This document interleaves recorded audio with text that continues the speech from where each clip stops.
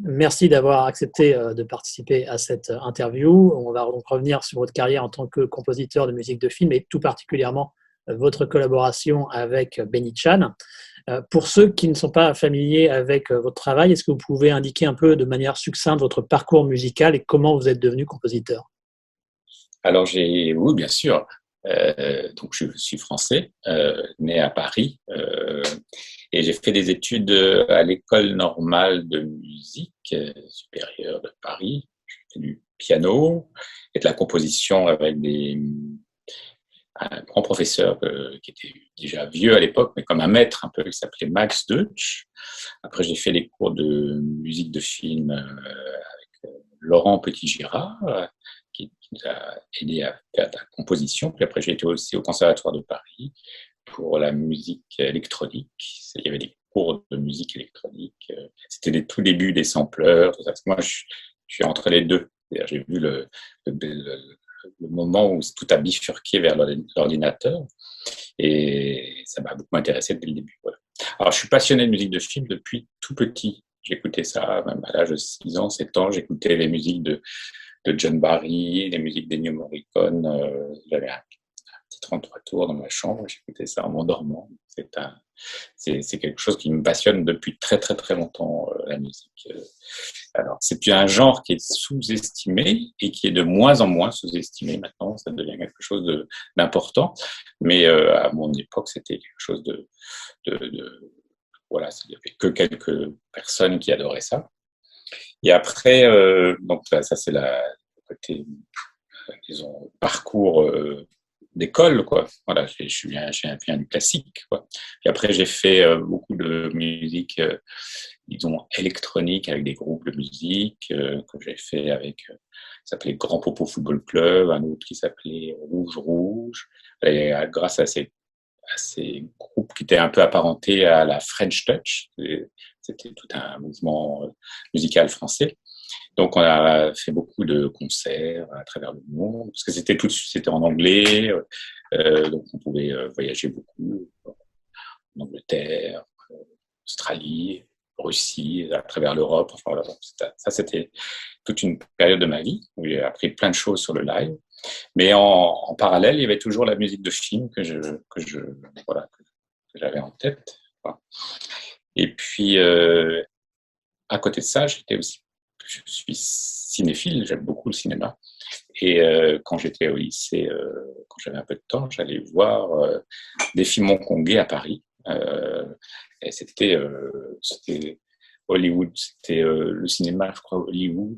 C'était sur les grands boulevards, je ne me rappelle plus le nom. Et il y avait une seule salle, parce que Paris, c'est quand même une ville absolument merveilleuse pour le cinéma. Il y a beaucoup, beaucoup d'écrans, quoi. Donc on peut voir. Et donc j'allais voir dès que je pouvais des films qui venaient de Hong Kong. Là, c'était la grande période hongkongaise, puisque c'était un moment où les films Hong Kong produisaient énormément de films. C'était les années 90, mais bon, ils produisaient depuis bien avant, mais là, c'était quand même très, très, très important. Et un jour, donc là, je fais une musique de film, c'était dans les années 2002, 2003, je ne sais plus, le film s'appelle Le Papillon, c'est avec Michel Serrault. Et donc le film a un très beau succès en France.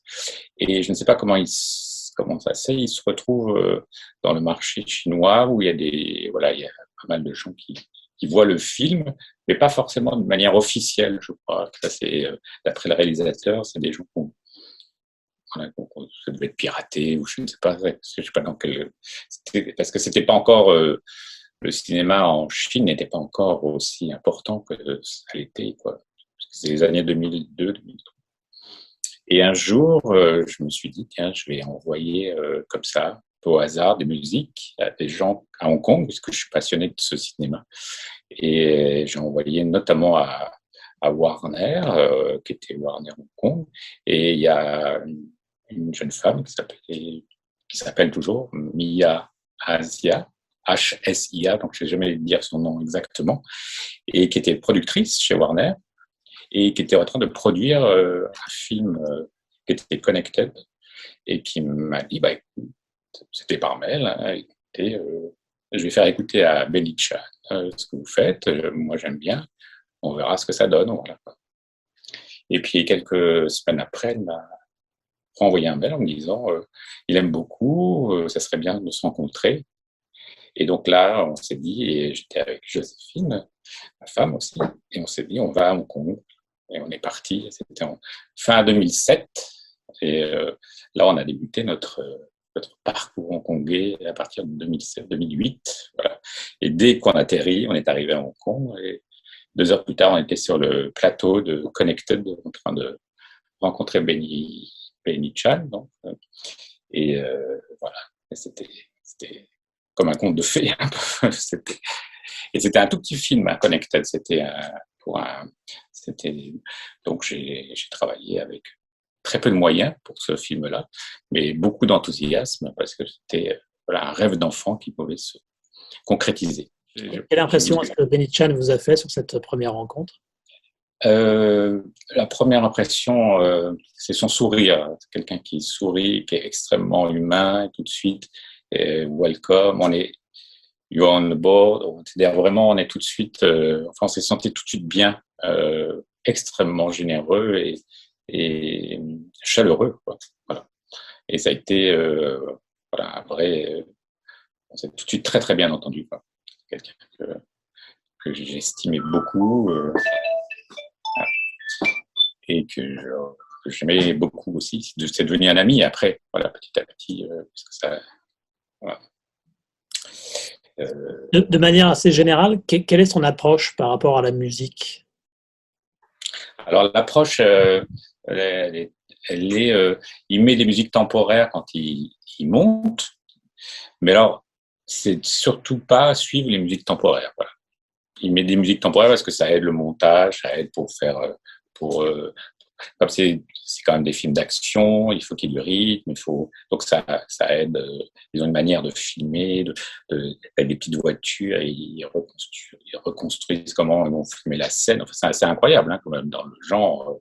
C'est peut-être les personnes les meilleures au monde dans ce genre-là, hein, dans ce domaine-là. Hein. Et notamment dans Connected, il y a une course-poursuite. Je me souviens de voiture, on avait été assisté à ce tournage, c'était complètement insensé, un truc délirant.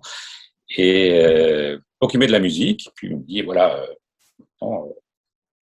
c'est des indications assez simples, hein, c'est-à-dire on doit vivre ce qui se passe, et c'est jamais refait la même chose que ce que j'ai fait, que j'ai mis. Quoi. C'était pas du tout ça. Voilà, ça dépend, chaque metteur en scène, là, lui, c'était, je mets ça, mais oublie, quoi. Surtout, on ne fait pas la même chose. Voilà. Donc, ça c'est quelque chose de très appréciable pour un compositeur parce que le time tracking, c'est un des gros problèmes que beaucoup de compositeurs rencontrent. On leur demande d'imiter exactement ce qui a été mis en tant oui, que… alors ça, c'est souvent un problème plutôt, je dirais, américain, en fait, qui vient un petit peu en France, mais c'est un problème que je rencontre beaucoup moins en Asie. En fait, il n'y a pas du tout, dans les films asiatiques, on n'est pas du tout dans ils sont dans l'émotion, ils sont dans le ressenti de la musique. C'est pas du tout la même manière de les réalisateurs. Aux États-Unis, on sent que les studios ont déjà travaillé beaucoup avec des éditeurs musicaux, qu'il y a eu des gens de marketing qui ont écouté. Donc, c'était déjà très, très, très avancé. Le theme tracking c'est pratiquement c'est tellement avancé que ils ont peur de le bouger. Donc, c'est vrai que l'espace compositeur est très réduit. Et d'ailleurs, ça s'entend, je trouve, que les musiques de films américaines, pourtant j'aime beaucoup le cinéma américain, sont quand même en tout cas pour les gros films, un petit peu, c'est un langage, ils ont une grammaire qui se ressemble beaucoup, quoi. Voilà, je trouve. Alors qu'il y a eu des époques où c'était différent. Je trouve que dans le cinéma indépendant américain, on peut trouver des choses plus intéressantes. En musique, hein, je parle. Voilà, ça, c'est une chose. Et dans les films asiatiques, notamment coréens, ils ont des excellents compositeurs, japonais. Donc, je trouve que l'approche musicale est beaucoup plus créative de ce côté-là de la planète. Voilà. En musique, toujours. Et en termes de ressources, est-ce que vous avez une palette totalement libre? Est-ce que vous pouvez demander à utiliser un orchestre complet, à aller chercher des musiciens un peu particuliers, ou est-ce que vous avez quelque chose de plus restreint au niveau des possibilités de composition? Alors là, chaque film est différent. Chaque film, euh, ce qui est intéressant dans le cinéma, c'est que chaque film est un prototype. Donc, voilà, chaque fois, il y a une aventure différente. Pour Connected, c'était un tout petit film. Il n'y avait pas du tout d'argent. Et moi, je voulais absolument le faire. Donc, je l'ai fait quoi qu'il arrive. Je l'aurais fait, quoi. Donc là, on n'a pas utilisé des orchestres. On a utilisé plutôt un arsenal d'électronique, de banques. Alors, dans mon studio, voilà, j'ai un studio où il y a beaucoup de, je peux enregistrer, j'ai mon piano, évidemment tout l'aspect computer, et maintenant il y a des banques. Enfin, bon. J'ai pu faire la musique comme ça, avec des percussions, des gens qui venaient. Moi-même, je fais la percussion, le piano. On est arrivé à faire quelque chose d'intéressant, mais en restant dans le studio, quoi. Voilà. Après, dans d'autres films, notamment, Shaolin, mais je vous enverrai j'ai une petite vidéo de Shaolin marrante où on voit, parce que là, vous voulez qu'on parle de ça Oui, allons-y, allons-y. Alors, parce que c'est la deuxième collaboration avec donc Connected Source. Je crois que le film marche plutôt bien, il est très bien accueilli. Et, euh, et, et donc, il me demande de travailler avec aussi Albert Lee, puisque c'est lui qui produit le film, sur Shaolin. Alors là, c'était très différent pour moi, puisque c'était un film d'époque, un film de kung-fu pur et dur, quoi. Pareil, un rêve d'enfance, quoi. Comment faire pour faire un film comme ça, quoi. Voilà. Alors, je suis fou de percussion. Moi, j'ai fait beaucoup de percussion aussi au conservatoire, donc c'est quelque chose que j'adore et que j'aime maîtriser. Mais j'avais besoin quand même de ressentir. Donc là, je suis venu à Hong Kong. On a vu plusieurs fois. Le film était très long au début. Le processus de montage a été très long et il durait 4h30 ou un truc comme ça, très très très long. Donc les producteurs n'étaient pas tout à fait satisfaits parce que c'était compliqué pour une salle, donc il fallait réduire. Et enfin, je dis, c'était incroyable comme ce montage-là. J'ai un souvenir de ce montage. C'était un film. Peut-être un jour il sortira comme ça, je ne sais pas, mais c'était un film incroyable. Il y a plein de scènes qui ont été coupées après. Et donc, Et Benny m'a demandé, il voulait qu'il y ait quand même un peu d'instruments traditionnels chinois, mais il ne voulait pas qu'il y ait une atmosphère chinoise dans l'écriture musicale. Il voulait que ça soit plutôt européen comme manière d'écrire, mais avec, pourquoi pas, des sons d'instruments chinois. Donc là, je suis toujours avec Joséphine, parce qu'on travaille ensemble avec Joséphine. Mais l'idée, c'est qu'on est mariés, mais en même temps, elle s'occupe de toute la production, donc ça nous permet de voyager, parce qu'on va aussi beaucoup aux États-Unis, ça nous permet de voyager et de vivre voilà, ces aventures artistiques tous ensemble, en famille, parce que sinon, c'est quand même dur d'être isolé, tout seul. Et donc là, j'ai été voir des gens qui fabriquent des hérous. Hérous, c'est un violon, disons, un genre de violon asiatique, vous devez connaître. Certainement, il y a plusieurs formes de hérous. Et puis, j'ai appris comment on jouait un peu le hérou, comment ça, c'est très particulier. Après, j'ai été voir aussi des gens qui fabriquaient des percussions, etc. Donc, de retour à Paris, j'ai été aussi acheter plein de percussions, mais alors énormément de percussions. Et j'ai fait la rencontre d'une personne qui s'appelle Gu Hogan, qui est quelqu'un qui est vraiment un virtuose de l'hérou. C'est vraiment un violoniste splendide. Et donc, on a fait beaucoup enfin, j'ai écrit beaucoup de morceaux pour le hérou parce que je trouvais ça très beau mais de le faire jouer pas de manière disons, traditionnelle. C'est-à-dire que ça se joue en termes techniques, on le vibre moins, quoi. Ça vibre moins, donc du coup, la note est plus droite, mais c'est beaucoup plus dur en fait à jouer parce qu'il faut être très très précis dans la manière surtout dans la justesse, parce que sinon c'est vraiment pas beau. Et là, Go est vraiment quelqu'un d'exceptionnel. Et donc, il a complètement adhéré à ce style-là. Et donc, on a fait des belles prises. Il a joué remarquablement bien. Et alors là, j'avais plus de moyens, donc on a fait aussi des orchestres. Là, j'avais fait les orchestres à Sofia pour avoir, parce que Benny voulait beaucoup de monde. Donc là, on avait une centaine de musiciens. C'était un truc assez gros au niveau des violons, pour avoir surtout Et là, c'était plus facile au niveau de la production de le faire à Sofia, parce qu'on peut avoir beaucoup de personnes. Voilà. Et puis, toutes les percussions, on en a fait à Paris, on en a fait aussi à Sofia. Voilà. C'est un film qui était. Là, ça a commencé à devenir compliqué parce que il y avait des prises de son un peu partout. Et puis le montage bougeait tout le temps. C'était très difficile au niveau parce qu'il y avait des problèmes aussi sur la censure, parce que il y avait un côté religieux dans le film. Donc et là, c'est beaucoup plus complexe, la censure. Ça me permet de rebondir sur la question de quand vous intervenez, en fait, parce que je me posais la question, est-ce que vous intervenez au cours du tournage? Est-ce que vous intervenez une fois que le film est entièrement réalisé et donc en montage, ou bien encore après le processus de montage, une fois que la censure a donné son accord? À quel moment en général est-ce que vous intervenez en fait dans le processus? En tout cas, mon expérience avec Benny a toujours été la même.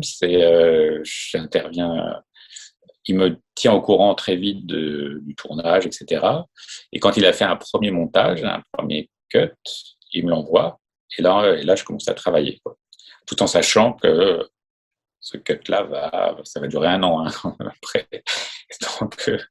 Donc après, ça va bouger énormément, mais voilà, ça me permet déjà de commencer je repère les scènes qui vont certainement pas bouger parce qu'elles sont clés dans le film, d'autres qui risquent peut-être voilà. Mais ça me permet de créer déjà un univers, parce que à chaque film avec Benny avait des univers différents.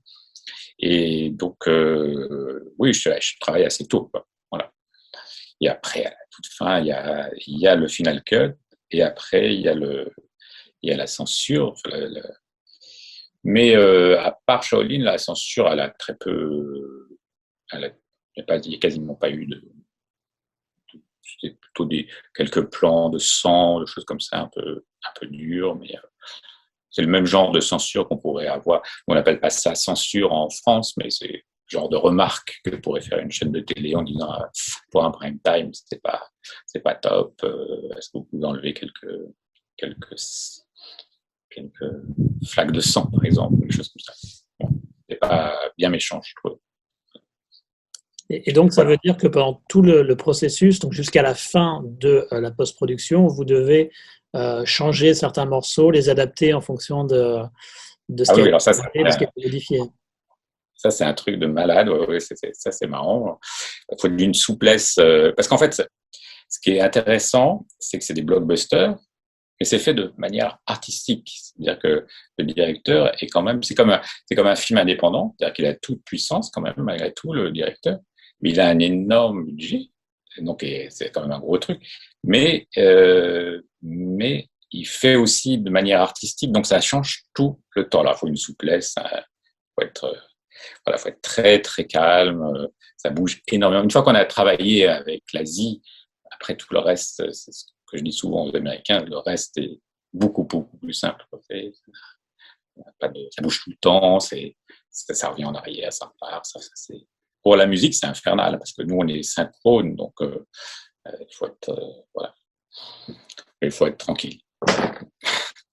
Et l'avantage de ce type de post-production qui peut être très longue, ça veut dire par contre que vous avez un temps assez important pour pouvoir composer. Sur Shaolin, par exemple, ça a pris un an ou... Oui, c'était Shaolin, ça dure au moins 6-7 mois. Ouais.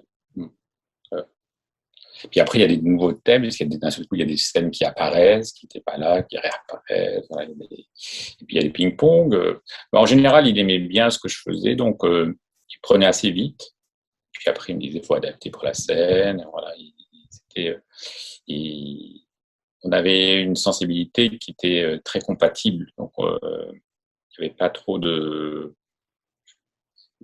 Bien que je ne parle pas du tout cantonais, et lui, il parlait pas un anglais formidable non plus. Donc, c'est ça qui est intéressant avec la musique, c'est que ça passe au-delà des langues, quoi. Donc, ça, je pense que si j'étais scénariste, je pense que je n'aurais pas pu le faire, mais en tant que compositeur, on peut le faire. Et c'est ça qui est émouvant, c'est que les notes passent à travers les frontières, quoi. Et alors après, c'est vrai que il y a un goût, disons, mais asiatique, mais je connaissais ça puisque, comme je vous disais, j'allais voir quand j'étais adolescent et même enfant des films asiatiques. Il y a une sorte pour les Occidentaux, des fois c'est too much, et dans la naïveté, peut-être pas le mot juste, naïveté, mais des fois dans les sentiments, disons, que peuvent exprimer la musique, la mélodie. Moi, je suis quelqu'un qui aime beaucoup la mélodie, et c'est quelque chose qui est très compatible avec le cinéma asiatique, la mélodie, quelque chose d'important. Et là, justement, dans le cinéma américain, on perd, peut-être qu'on va revenir à ça, mais en tout cas, on n'est pas dans une période où la mélodie est mise en avant, au contraire, elle est plutôt enlevée, parce que justement, ça donne une personnalité à l'image, ça prend beaucoup de... je suis pas sûr que Ennio Morricone pourrait travailler aux États-Unis alors qu'il est, quoi, parce que ce serait trop personnel, quoi, et ça donne trop même des gens comme Jerry Goldsmith, je suis pas sûr qu'on pourrait, ou John Barry pourrait travailler de nouveau, parce que c'est des gens qui avaient une personnalité très forte, donc, qui marquait le film. Et moi, c'est ça aussi qui était beau, c'est ça qui est beau dans une musique de film, c'est que ça marque le film. Mais c'est pas ce qu'ils cherchent en ce moment. En tout cas, j'ai l'impression dans les studios américains, c'est pas ce qu'ils cherchent. Vous l'avez déjà un petit peu évoqué, mais j'aimerais bien revenir sur le fait que ça a dû être une grosse pression pour vous de faire une musique sur Shaolin. Shaolin, c'est quand même un symbole de la Chine et des arts martiaux. Donc, il y a quand même tout un bagage culturel et historique qu'il y a là-dessus et des attentes du public chinois pour lequel Shaolin était quand même fait en priorité. Et dans le même temps, je suppose que donc il faut que vous respectiez ça et dans le même temps, vous voulez également avoir votre propre personnalité, votre propre touche d'un compositeur français. Donc, comment est-ce que vous arrivez à concilier ces deux aspects et quel type de pression ça a été pour vous? Alors, si on revient à toute ma prime enfance, j'ai eu la chance d'être dans la troupe de Peter Brook quand j'étais petit. Alors, j'étais comme un enfant acteur. Alors, Peter Brook, c'est un metteur en scène anglais, voilà, et qui avait une troupe internationale dont qui venait d'Afrique, du Japon, de Chine, etc. Il y avait cette approche d'écouter l'autre, d'écouter les autres cultures, de comprendre. Voilà. Il y avait, donc, moi, comme enfant, j'étais là plus pour écouter que pour apporter. Et ça m'a beaucoup appris. Et ça, je vous parle de ça parce que ça m'a beaucoup aidé pour Shaolin. Parce que bon, après, je me suis plongé dans la musique chinoise traditionnelle. J'ai essayé de comprendre les gammes, etc. pour me plonger dedans, quoi. Tout en gardant, en étant sincère. C'est-à-dire que je ne vais pas faire de la fausse musique chinoise, ça serait stupide. Mais essayer de comprendre quelles sont quelques notes, quelques harmonies qui sont compatibles dans les deux mondes, voilà, le monde occidental et le monde asiatique. Et donc, c'est comme ça qu'il y a certaines mélodies qui apparaissent. J'ai enlevé quelques notes qui faisaient peut-être trop occidentales. Enfin, dans des choses comme ça, on arrive à... Mais c'est vrai qu'il y avait une très grosse pression. Je n'ai pas beaucoup dormi pendant 6 mois. Parce que le travail arrivé, c'était très nouveau de travailler sur ça pour un compositeur français. C'était un très très gros film quand même. Et puis les bagarres de Kung Fu étaient quand même assez incroyables. C'était des chorégraphies, c'était beau, quoi. Donc il fallait être à la hauteur des images que je recevais. Parce que moi, je les trouvais très belles, quoi. Voilà. Donc oui, je suis sorti de cette expérience très très fatigué. Mais à chaque fois, on sort fatigué de toute manière. Et quel type de retour vous avez eu de gens qui ont été impliqués dans la production ou de spectateurs chinois par rapport à la musique? Ah bah alors après, il y a un label américain qui a sorti la musique du film. Les retours sont très bons et c'est une musique qui marche bien encore, qui est très appréciée, j'ai l'impression. Voilà. On m'avait même proposé peut-être un jour avec Guru Gan de faire des concerts en Chine avec certaines mélodies. Voilà. peut-être que ça se fera. Hein. C'est des choses, là pour l'instant, tout est un peu arrêté en ce moment. Ça fait partie de la musique. Oui, elle a bien fonctionné, je crois. Voilà. En tout cas, elle est bien mis en avant. Est-ce que vous voulez nous parler un peu de l'inspiration du morceau Little Girl? C'est un morceau que j'ai trouvé très touchant personnellement et je me demandais comment vous aviez trouvé de l'inspiration pour ce morceau spécifiquement.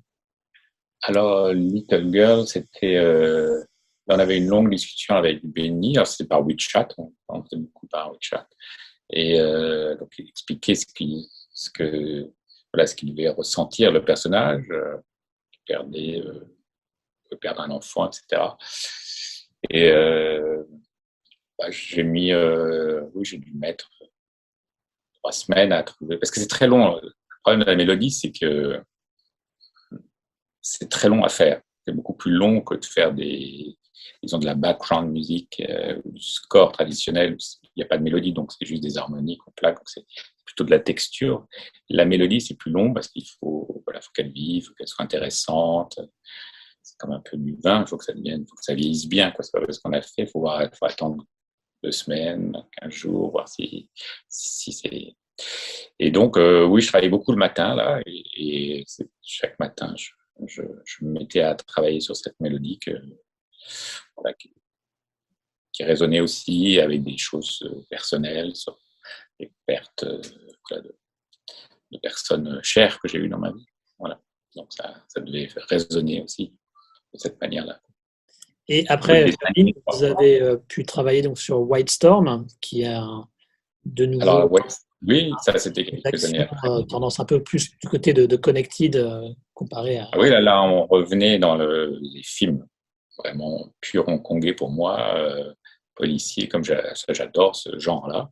C'est un genre vraiment qui va disparaître malheureusement petit à petit, mais c'est un genre que je suis très heureux d'avoir participé à ce genre de film. Voilà. Alors là, oui, c'était une autre aventure, une production, et là, c'est la première fois où on arrive à faire venir Benny en France. Donc là, on va travailler tous les deux, en plus de faire les allers-retours qu'on a fait. Il vient en France et il passe 10 jours avec moi dans mon studio ici. Là. Et là, je pense qu'il adore parce qu'on peut intervenir. C'est sa productrice qui avait dit non, là maintenant, Benny, il faut que tu arrêtes, il faut que tu sors. Parce que lui, il est que dans le montage et il lui a dit non, il faut que tu sors de ça et tu ailles faire la musique. Et donc là, il a, je pense, découvert une autre façon de rentrer dans le film. C'était une très, très, très belle expérience. Donc, parce que là, on pouvait être en direct, je pouvais jouer des choses en direct, des choses comme ça. Donc, il y avait plus d'interactivité que quand j'envoie des choses, aller-retour, voilà. Et puis, on a passé un moment merveilleux tous ensemble. C'était parce que c'est ça aussi, il y a le film, puis il y a l'aventure humaine. Et moi, il faut qu'il y ait les deux pour que ça soit intéressant. Parce que le film, oui, mais parce qu'on passe quand même 6 mois, 1 an avec des personnes, donc on a intérêt à les apprécier humainement. Et c'était quelqu'un de vraiment très, très, très gentil, quoi, et très bienveillant, et qui savait. Pourtant, il avait une charge de pression quand même assez incroyable comme réalisateur, mais il arrivait à faire que les gens ça soit cool autour de lui, quoi. Voilà. Et peut-être qu'il appréciait aussi le fait que je suis de nature calme, donc voilà, les choses étaient smooth, enfin douces, quoi. Quand on travaille ensemble, pas du tout. Il n'y a pas eu une fois un énervement, quoi. C'est incroyable. Il n'y a pas eu. Voilà, quand il disait oui, là peut-être c'est pas ce que je recherche, peut-être qu'on peut changer, voilà, on change. Enfin, ouais, ça allait pas plus loin que ça au niveau de la tension. C'était une tension très, très, très légère, quoi. Et le thème central de White Storm, c'est l'amitié qui se rapproche un petit peu du genre de l'Heroic Bloodshed, donc les films à la John Woo. Oui, et exactement. Comment est-ce que vous avez donc approché ce thème central dans votre partition? Alors le thème central, c'était là j'ai remis de l'électronique pas mal dans celui-là, et Il y a certainement, sans le faire exprès, une inspiration 80 quand même dans le film. Sans peut-être on peut maintenant que j'y repense, peut-être qu'il y avait ça. Il y avait peut-être John Woo en fond.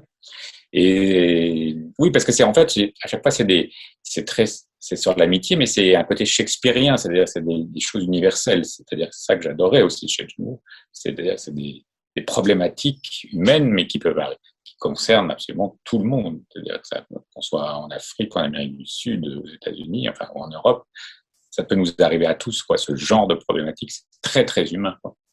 Et là, c'était une histoire aussi assez folle, quoi. Alors, pareil, c'est un long processus pour arriver à. Puis, il faut aussi qu'il y ait la scène qui permette de pouvoir exprimer le thème, parce que des fois, on a envie d'un thème et puis le thème ne peut pas s'exprimer parce que la scène n'existe pas ou, en fin de compte, elle disparaît. Donc là, dans le film, elle existait. Donc, c'est pareil, dans les films de Benny, il y a un mélange d'action et un mélange disons, de drama. Et donc, il faut de la musique qui est plus mélodique, plus presque romantique parfois. Voilà. Et ça, je ne peux pas le faire dans des films français, ce genre de musique-là, ça passe pas. Voilà. En tout cas, l'univers des réalisateurs français, en tout cas à l'heure qu'il n'aime pas ça. Voilà. Alors que, par exemple, François Truffaut aurait pu le mettre dans ses films. Il y a une marrant. Quand on écoute les musiques moi j'aime beaucoup Georges Delerue, qui était un compositeur français. C'est très mélodique. Quand on voit par exemple La peau douce de François Truffaut, les mélodies à la flûte, et ben, c'est quasiment impossible de faire ça à l'heure actuelle, en ce moment, en France, hein, je parle. Donc, mais peut-être ça reviendra, ou peut-être il faut faire autrement. Et alors, corrigez-moi si je me trompe, donc si j'ai bien compris votre modus operandi, en fait, vous isolez certaines scènes qui vous apparaissent cruciales et vous créez des mélodies par rapport à ça, et ensuite vous essayez de combler, de faire des ponts entre ces différentes scènes et ces différents thèmes. C'est bien comme ça que vous marchez? Oui, disons que j'essaie de comprendre ce qui est le cœur de l'histoire. Parce qu'en fait, le vrai boss pour un compositeur, ça reste quand même le film. Donc on est au service du film, hein. Donc il faut surtout pas penser à sa musique, hein. Il faut enlever son ego. Donc il faut se mettre au service du film et essayer de repérer les endroits, les points tournants, les moments euh, où c'est très important. Là, dans le film, il y a deux scènes cruciales où il y a une trahison, il y a la revanche. Enfin, c'est des thèmes extrêmement populaires dans le cinéma hongkongais, mais voilà, qui sont même dans le cinéma coréen d'ailleurs, ils sont très dedans. Mais quand on voit ça tous les jours dans les familles, en France ou ailleurs, il y a ça tout le temps, hein. C'est ça qui est intéressant, c'est que c'est une problématique humaine forte, quoi. C'est la revanche, la sorte de parano, il y a un côté comme ça. Et c'est des émotions qui sont intéressantes à travailler en musique. Voilà, alors, ils ont une manière de mixer aussi. Il a une manière, Benny, de mixer qui est très basée sur l'impression, l'impact. Donc, ça doit donner de l'impact. Voilà. Et souvent, sur des scènes d'action, je mettais pas tant de percussions que ça. On mettait des choses parce que ça fait un peu double emploi avec le montage, les effets, parce qu'il y en a déjà beaucoup. Donc des fois, on faisait des choses qui n'avaient rien à voir, qui étaient plus presque qu'est-ce que le héros pouvait penser à un moment d'une brutalité comme ça, et qu'est-ce qu'il avait donc on est presque à contresens ou à contre-courant. Et du coup, ça donne une dynamique à l'image qui est assez importante. C'était pas mal aussi de faire des choses comme ça. On travaille de cette manière-là. Et alors, White Storm, c'était après, donc, il a été dans plusieurs festivals et je me souviens nous, on les avait rejoints au festival de Rome. On avait passé 3-4 jours avec toute l'équipe du film. C'était vraiment rigolo de voir tous les Hongkongais, les grandes stars, que ce soit Louis Koo, etc. Et de les voir à Rome, quoi. Donc, en mangeant des pâtes et tout, on était toujours tous ensemble. Parce que c'était à la fois italien, mais à la chinoise. C'est-à-dire, on partage les plats. J'aime beaucoup ça dans la culture asiatique, le partage de plats. C'est une manière de manger qui est super, quoi. Et qui peut marcher très bien en Italie. Voilà, ça marche, on peut très bien partager avec eux. Voilà, donc c'était aussi des souvenirs incroyables, des moments. Puis le film a très bien marché. Je me souviens quand Benny m'a envoyé en disant voilà, t'as vu Hong Kong, il est numéro un, il était super content. Voilà. Vous avez évoqué la question du mixage, ça tombe bien parce que j'avais une question spécifique par rapport à Raging Fire, où j'ai trouvé que, en tout cas dans certaines séquences d'action, le mixage se faisait un peu au détriment de la musique, c'est-à-dire que les effets sonores, les détonations, les explosions avaient tendance à parfois un peu faire passer la musique au second plan, et je trouvais que c'était peut-être un petit peu dommage, mais je ne sais pas si c'était une volonté de Benny ou si ça a été fait peut-être après son décès. Oui, c'est ça, et ça a été fait après, donc je sais pas. C'était pas ses oreilles en tout cas qu'on mixait, donc je sais pas. Oui, ils m'ont envoyé le mixage final. Effectivement, ils ont mis ils ont mis plein pot sur les effets. Bon, en même temps, c'est très efficace. Voilà, ça donne une autre. Alors pour ce film, c'est différent parce qu'il avait écouté à peu près 95% de toute la musique, quoi. Il la connaissait déjà, il avait fait ses remarques dessus. Et j'ai dû la finir après sa mort. Donc c'était extrêmement. Là, les 3 derniers mois étaient très. Pour finir, c'était très douloureux, humainement parlant, parce que c'était. Chaque fois que je voyais les images, j'avais les larmes aux yeux. C'était vraiment dur, quoi. Et en même temps, je voulais finir, on voulait finir. Là, tout le monde a été formidable, hein. Même l'équipe hongkongaise ont été vraiment déjà très sympathiques. Et puis, on est allé au bout, quoi. Mais c'était pas facile. Émotionnellement parlant, c'était vraiment. C'est super dur, quoi, de vivre ça. Et quand vous avez commencé à travailler sur le film, quelles instructions Benny Chan vous a données par rapport à la musique qu'il souhaitait? Aucune, comme d'habitude. C'est-à-dire il m'a dit simplement, voilà, je vais faire un film d'action dans le pur style hongkongais. Voilà, est-ce que tu es d'accord pour travailler dessus? C'est comme ça que ça se passe, hein. Je lui réponds oui, mais bien sûr, je suis d'accord, c'est super. Et après, 3 mois après, il m'envoie des images et puis c'est tout. Et puis, il attend et il me dit, voilà, qu'est-ce que tu mets là-dessus? Voilà. Et c'est pas plus compliqué que ça. Avec ces musiques temporaires où il a mis c'est plutôt des points de synchronisme pour dire à cet endroit, ça doit s'arrêter, la musique doit s'arrêter. Voilà, mais il se fout de la musique, en fait, là, de la musique temporaire. C'est plus, comme c'est de la chorégraphie, il faut quand même qu'il y ait des endroits où il faut qu'il y ait des arrêts, des pauses. Enfin, il faut quand même respecter ça, voilà.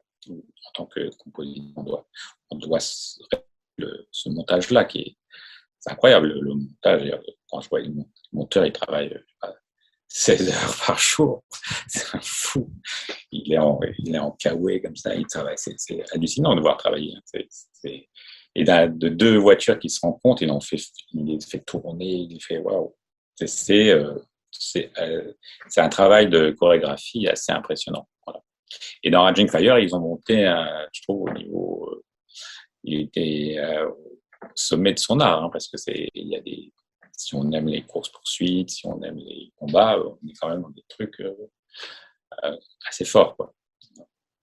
Et d'habitude, quand vous enfin, sur vos 4 collaborations avec lui, quand vous lui envoyez vos propositions, il avait tendance à dire à chaque fois OK, ou il revenait vers vous avec des. En gros, est-ce qu'il était bon public? Est-ce qu'il tout de Oui, suite oui, était. oui. Après, c'était parce que là, cet endroit, par exemple, il voulait qu'il y ait plus d'émotion, donc il me dit là, faut que tu arrêtes, faut que tu mettes. Là, faut que j'ai de l'émotion, faut que tu mettes pas trop de trucs. Enfin, c'était plutôt des indications très simples, en fait. Et ça me rappelait un autre directeur avec qui j'avais travaillé, qui est John Malkovich, et qui disait la même chose. C'était pour des pièces de théâtre, et c'était des indications extrêmement simples. Ah oui, mais là, je voudrais juste qu'on ressente ça. Voilà. Il n'y a vraiment rien d'autre, quoi, comme indication. Et après, et c'est intéressant parce que ça pousse parce que moi je suis compositeur, mais ça pousse aussi la personne qui fait l'image ou le chorégraphe à donner beaucoup. On doit proposer beaucoup. Voilà. Donc ils vous mettent dans une situation où on doit être, voilà, on doit prendre nos responsabilités, on doit aller de l'avant, de- et c'est très intéressant. Il y a des caractères peut-être qui préfèrent qu'on leur donne des instructions, mais là, en tout cas, ça marchait bien, quoi. C'était, c'était bon, faut ressentir. Après, il faut ressentir le film, faut pas aller plus à contre du film, mais mais c'est des films. Voilà, moi, j'adore ce genre-là. Donc, Raging Fire, c'est aussi dans le genre euh, film hongkongais pur style, quoi, en fin de compte. Et avec Donnie Yen, ils se connaissaient depuis très longtemps, c'est ce qu'il m'avait expliqué. Ils se connaissaient, ils avaient fait il vient de la télévision, Donnie. Il venait de la télévision, ils avaient fait de la télévision il y a quelques années ensemble. Je crois qu'ils avaient jamais vraiment retravaillé. Ils avaient un projet qui n'a pas pu se faire, ils en ont un autre, c'est avec celui-là qui ont pu. Mais bon, ça lui demandait beaucoup d'énergie à Benny de faire ce genre de film. Hein. Il faut beaucoup d'énergie. Il y a des arrêts, ils font des scènes d'action, il y a des arrêts, des scènes d'action. Voilà. Et le film a bien marché, hein, Raging Fire, ça marche très bien. Oui, je confirme, effectivement, ça marche bien à Hong Kong et surtout en Chine où c'est évidemment le principal marché. Oui, c'est ce qu'ils nous ont dit. Ils sont très heureux du succès. Et alors, je me trompe peut-être encore une fois parce que je m'étais trompé sur Kenji Kawai avec Shaolin, mais j'ai eu l'impression pour celui-là que vous étiez plus du côté de Hans Zimmer, avec une certaine rythmique dans les séquences d'action, tout particulièrement ce genre de ce genre de sonorités qui sont un peu devenues assez courantes quelque part dans les blockbusters américains par l'influence. Oui, peut-être que dans certaines, courses-poursuites à la fin notamment, il fallait que je passe à travers certains bruits, donc j'ai dû aller vers, peut-être vous appelez ça en dimmer, mais je pense que c'est qu'on n'a pas l'eau, c'est des questions de fréquence, on n'a pas trop le choix faut qu'on rentre quelque part. Oui. Donc si vous voulez qu'on entende le rythme, on est obligé d'être dans des fréquences qui font et alors, oui, peut-être que lui, mais il y a plein d'autres compositeurs qui ont travaillé comme ça. Mais j'aime beaucoup Hans Zimmer. Hein, je suis pas du tout. Je trouve il est toujours très en avant sur ses collaborations avec Nolan sont vraiment incroyables. Donc, bon, c'est un très grand. Mais c'est plus quelqu'un qui construit une musique même, plus qu'un compositeur maintenant. Il est au-delà de la composition. Il a des idées même sur disons, une direction artistique, quoi. Ça va assez loin, de la manière. Et oui, alors, c'est peut-être le côté percussion, ça peut vous évoquer ça. Donc, voilà, je ne sais pas. Mais moi, j'ai utilisé des très vieux synthétiseurs, parce qu'il y a tout le côté dark dans Raging Fire. Et ça, j'ai vraiment été dans un truc très, très noir. Donc, en utilisant des vieux synthétiseurs, enfin, pas si vieux que ça, mais disons dans les années 90, qu'on utilise très peu, donc ça donne des textures assez étranges. C'est un mélange entre le sound design et les presque abstraits, là. Il y a des moments vraiment abstraits. Puis après, il y a quelques moments de pur drama. Ça, il est beaucoup. Ils aiment bien qu'il y ait les deux, quoi, qu'il y ait le côté drama, c'est-à-dire l'aspect familial, c'est-à-dire il faut quand même, c'est des films que toute la famille peut aller voir, donc il faut qu'il y ait un moment de réunion. Et ce moment de réunion, c'est souvent par le drama qu'on le retrouve. Donc la musique doit aider à donner cette chaleur, mais en même temps, si c'est triste, cette chaleur et cette tristesse, en même pour réunir les gens. Quoi. Il parlait beaucoup de la réunion des gens. Parce que le côté action, c'est plus masculin. Quoi. Donc il faut que les deux arrivent à. D'ailleurs, je pense que les gens qui adorent vraiment l'action, ils n'aiment pas les moments un peu drama, parce que c'est trop gentil, quoi. C'est trop voilà, donc, mais quand je fais des moments drama, on y va à fond, quoi. On fait les choses, on essaie de faire des mélodies élégantes, des choses avec élégance, mais on met ce qu'il faut comme note, quoi. Voilà. On n'a pas peur d'aller dans une certaine emphase. Voilà. Moi, je trouve que ça passe bien. Hein. J'aime mais dans les films coréens, il y a ça aussi. J'adore ça. Hein. C'est quelque chose que, je sais pas, j'ai l'impression qu'on sort un peu quand même de la réalité. On est dans un autre univers et c'est ça aussi le cinéma. Quoi. Ça fait partie voilà, on passe 2 heures, on revient après à sa vie, mais on est parti dans un truc un peu bizarre comme ça.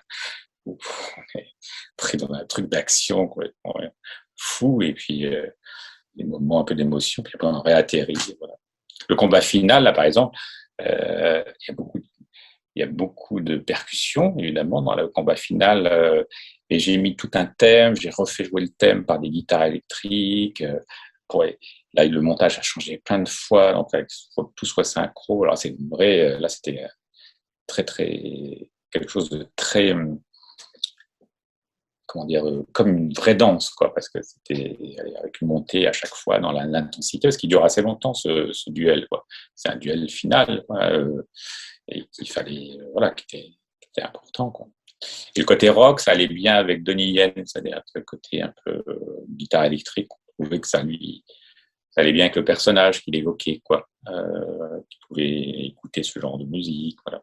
Donc, et il y a très peu de musique issue vous savez, de musique, comment dire, issue de disques ou de choses comme ça dans les films de Benny. C'est que des musiques originales. Voilà. Et vous évoquiez donc le combat final. J'ai deux petites questions par rapport à ça. Le premier, c'est que traditionnellement, dans les séquences de combat, en tout cas à main nue ou avec des armes, en tout cas comme c'est le cas à la fin du film, les chorégraphes hongkongais donc, ont une chorégraphie, donc ils ont un rythme dans leur séquence de combat qui est dans la chorégraphie, mais également dans le montage. Et donc, ça veut dire que vous avez essayé de capter le rythme qu'ils avaient mis dans le combat pour réussir à le retranscrire également dans votre musique? Ah oui, alors ça, vous soulevez quelque chose de très important, c'est le tempo. Alors ça, je peux passer des jours juste sur le tempo. Je mets la séquence et je mets juste un bip et un truc de métronome et je vois si ça va, si c'est le bon tempo ou pas. Parce que ça, pour les films d'action, c'est la clé. Quel est le battement, en fait, qu'il y a derrière de la scène? Parce que des fois, c'est aller trop vite, c'est pas bien. Il vaut mieux aller lentement, c'est vrai, aller plus vite parce que du coup, ça donne plus d'emphase. Enfin voilà, ça c'est super important. Ouais. Alors pour la scène finale, oui, ça a été il y a un bon mois quoi, pour faire ça.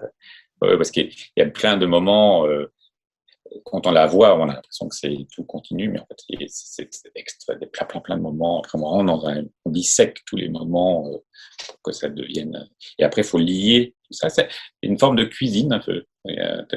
On a toutes les, tous les ingrédients, puis après, il faut que les choses soient liées. Et on assemble pour un architecte, il faut ça aussi, il faut plein de petits modules. Puis après, c'est assez intéressant à faire. Mais il faut être très concentré, il faut faire que ça, voilà, faut être très monomaniaque hein, quand même, il faut avoir quelques névroses pour être compositeur comme ça, parce que sinon ça ne fonctionne pas. Et au bout d'un mois d'avoir été obsédé, avoir revu cette scène encore et encore, vous n'êtes pas un peu fatigué? Ouais. Alors ça, c'est... Souvent, les gens me disent, mais t'as vu le film? Ça me fait rire parce qu'ils me disent, bah oui, oui, évidemment, j'ai vu le film. Mais je dois être, après le monteur, je dois être la personne qui a vu le plus le film. Parce que on voit tellement maintenant, en plus avec l'informatique, on va tellement dans l'image que je connais même chaque point de montage. Hein. D'ailleurs, j'ai du mal à voir des fois des films parce que je me sors je vois les points de montage, je vois les faux raccords, je vois tout. C'est infernal, quoi, comme truc. Mais c'est passionnant, on a beaucoup de chance de travailler sur ça. Mais c'est vrai qu'il faut les compositeurs, j'imagine, sont des gens un peu spéciaux parce qu'on reste quand même très enfermé, très, très solitaire, voilà, dans une bulle très particulière.